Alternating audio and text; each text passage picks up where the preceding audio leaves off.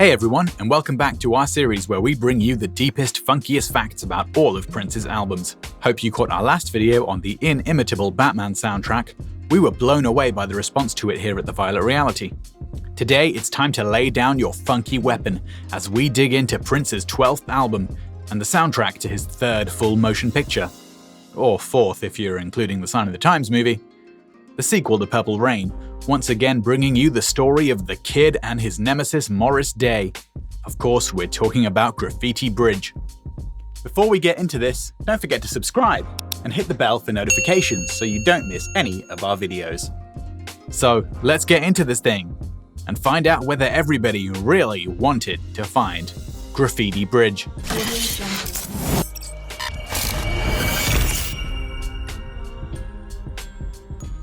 Fact number 1. There's one thing that stands out straight away from this album. For the first time ever, a Prince album has songs on it credited to other artists, although they were still songs written and produced by Prince. The Time had reformed and were in the movie, and unlike in Purple Rain, their songs Release It, Love Machine, Shake, and The Latest Fashion all appeared on the album itself, with The Latest Fashion being a duet with Prince himself. Clearly, we had come a long way from the first 3 albums by the time in the early 80s, where Prince had been credited under the Jamie Starr pseudonym and had publicly denied that Jamie Starr was actually him. Additionally, the song Round and Round by Tevin Campbell and Melody Cool by Mavis Staples also appear on the album itself as well as in the film. Fact number 2. This project would mark the debut of many people who would go on to play large roles in the Prince camp. Although he didn't appear on the album itself, Tony M made his debut on a remix of the song New Power Generation called Brother with a Purpose, which appears on the song's CD single. Future Prince photographer and art designer Steve Park designed the album cover. Elisa Fiorillo made her first appearance on a Prince album on the song Love Machine, and Rosie Gaines made her first vocal appearance on a Prince album on the song New Power Generation, as well as appearing in the film as a band member. Finally, although it wasn't released, future NPG keyboard player Morris Hayes worked on a remix of the song Shake shortly after leaving the band Maserati, who were no longer in Prince's camp and were signed to Virgin Records at that time before they broke up. Additionally, Morris appeared briefly in the film as a member of George Clinton's band. Although the album is credited to Prince as a solo artist, it's clear that he was laying the groundwork for his return to more collaborative releases, as the following year, his next album, Diamonds and Pearls, would be credited to Prince and the New Power Generation, his first album that was credited to both himself and a band since 1986's Parade. Fact number 3. Although this album came out in 1990, and is therefore technically Prince's first album of the 90s, the entire album was recorded in the 1980s, except for the first single, Thieves in the Temple. That was the last song recorded for the album and was recorded in February of 1990. In fact, this album project looked back to previously unreleased songs more so than any previous Prince project. Tick Tick Bang dates back to the 1981 Controversy sessions. Can't Stop This Feeling I Got and New Power Generation, originally titled Bold Generation, both came from the 1999 album sessions and got included in their original forms on last year's 1999 Super Deluxe release. And We Can Funk is a reworking of the song We Can Fuck, which came from the Purple Rain sessions and was released a couple of years ago on the Purple Rain Deluxe album. But that's not all. The Question of You dates back to 1985. Joy in Repetition comes from the 1986 sessions and was originally slated to be on Prince's planned triple set Crystal Ball, before the album was pared down to the 2-disc Sign of the Times. Melody Cool, The Latest Fashion, and Graffiti Bridge, the title track, were all recorded in 1987. Still Would Stand All Time and Elephants and Flowers were recorded in 1988. And 3 of the Time songs, Release It, Love Machine, and Shake, were recorded in 1989 for a planned reunion album by the Time called Corporate World. Finally, although new lyrics were written, the music to The Latest Fashion comes from a 1983 song by the Time named My Summertime Thing. You might recall that song finally did get released on the album Pandemonium by the Time. So what's the reason for doing this? Well, on one hand, you could argue that Prince was simply trying to pick the best songs from his vault to ensure he continued to release top-shelf material. And certainly if you look at songs such as Joy in Repetition, and The Question of You, this seems to be the case. Both of those songs are rightly heralded by fans as being among the greatest songs he ever wrote.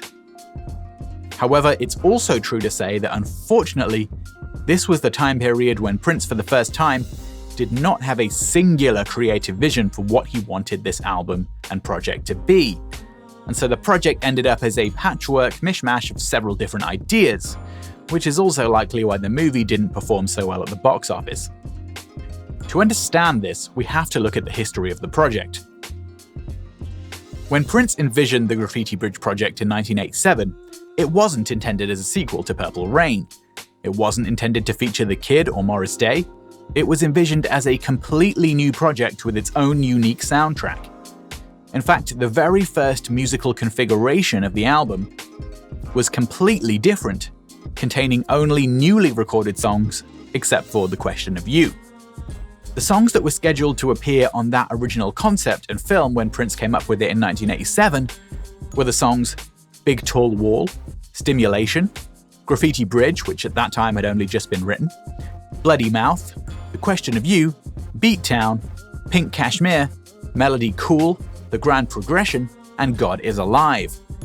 6 of those 10 songs remain unreleased to this day. The script was drastically different to the final film, with the intention that Prince would play a character named Camille Blue, and Madonna would play a character named Ruthie Washington. There were also parts written for several other band members at that time, including Sheila E. and Dr. Fink, amongst others. Ultimately, Madonna turned down the role, and Prince temporarily abandoned the project, not picking it up until 2 years later in 1989, when he was dating Kim Basinger during the Batman era. Then a few different things happened. One was that Prince, after years of tension, rekindled his friendship with Morris Day, and they began working on new material by the time. Another was that Prince had signed legendary artists Mavis Staples and George Clinton to his label Paisley Park Records. Finally, Prince had also signed Ingrid Chavez, who had appeared on the Love Sexy album, to the label and had an album of spoken word poetry with her mostly recorded by that time. This is a lot of projects to be working on by anyone's standards.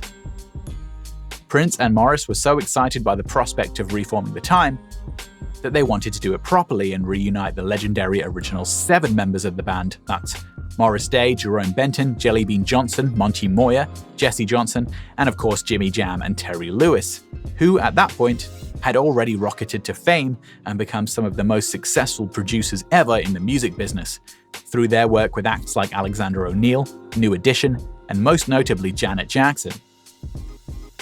Being so successful meant that it wasn't necessarily in the best interests of Jam and Lewis, nor Jelly Bean or Monty, who had aligned with Jam and Lewis in the Flight Time camp and had themselves scored huge hits. Monty had produced If You Were Here Tonight for Alexander O'Neal and The Pleasure Principle for Janet.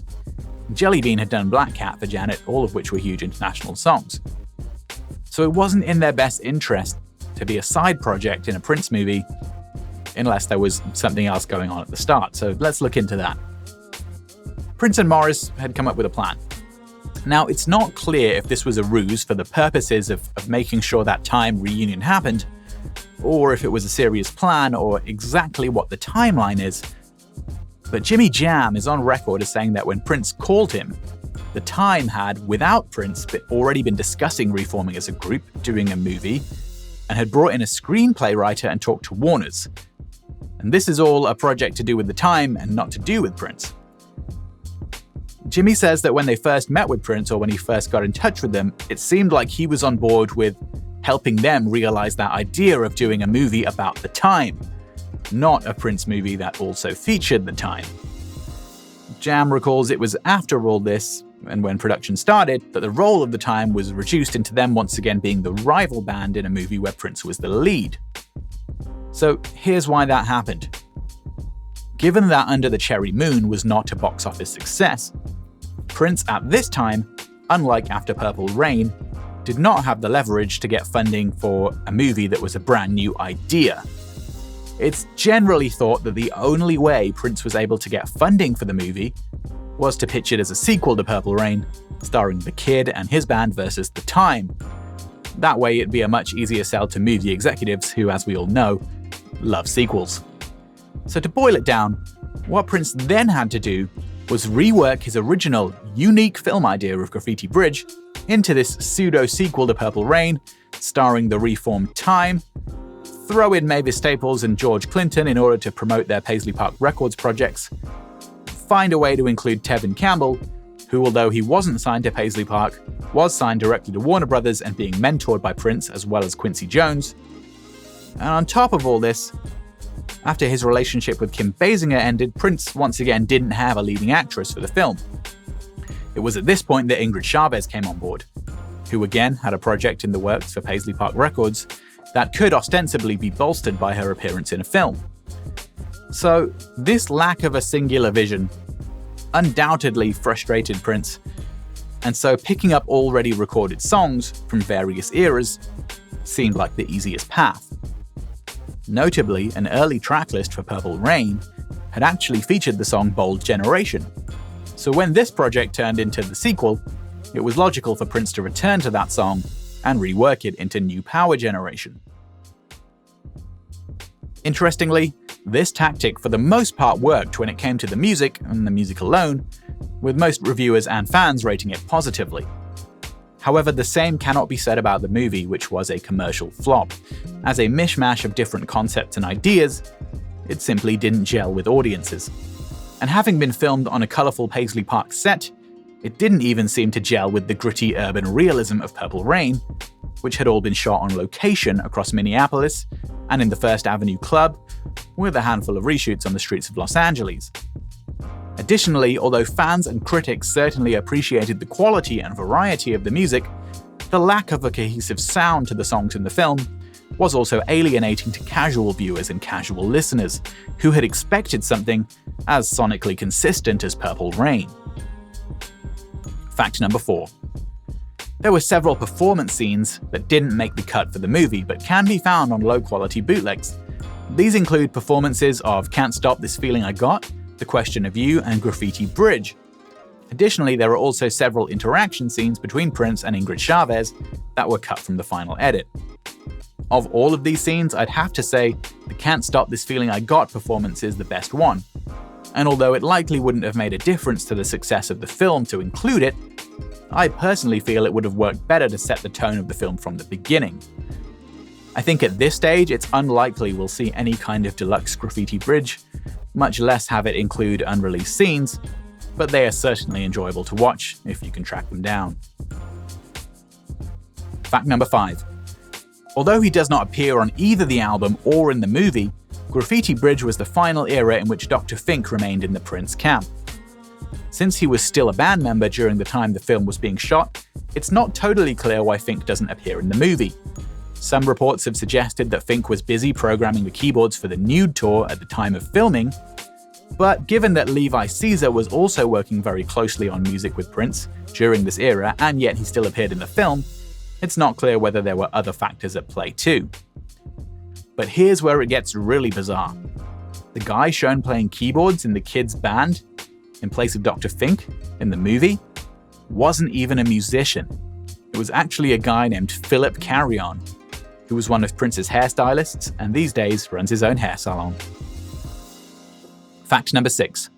One other notable name that worked on the movie but went uncredited was legendary choreographer and artist Paula Abdul, who assisted Prince with some of the film's choreography.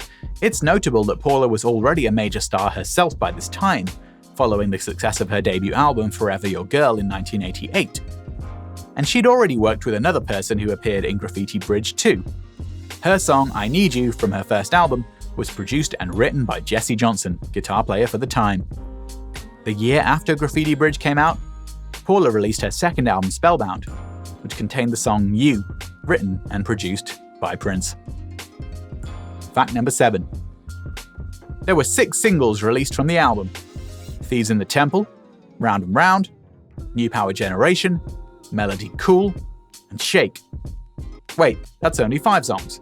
So what was the 6th single? Well, Can't Stop This Feeling I Got was released as a 7-inch single, but only in the Philippines, and with very little promotion. This 7-inch single is quite hard to find and definitely treasured amongst the Prince collectors who have it. At one point, Tick Tick Bang and The Question of You were considered as worldwide single releases, but sadly, those releases never transpired. Fact number 8. The final fact. The version of Round and Round by Tevin Campbell that appears on the album and in the film is not actually the original version produced by Prince, but a version remixed by legendary DJ Junior Vasquez. Vasquez would go on to remix and produce for many big names over the years, including Madonna, Britney Spears, Cher, and Whitney Houston.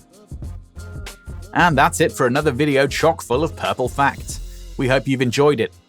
The failure of Graffiti Bridge at the box office proved to be a turning point for Prince and a clear sign to him that he needed to start doing things differently. His first move following this would be to formalize the New Power generation as a brand new band and start working much more collaboratively with its members, including rapper Tony M and vocalist Rosie Gaines. This turned out to be a master stroke, but that's a topic for the next video, when we tackle the huge hit album Diamonds and Pearls. If you're looking forward to it, don't forget to subscribe and hit the bell for notifications. And we'll catch you next time. Let us know, what's your favorite song from Graffiti Bridge? Thanks for watching, everyone. Peace and be wild.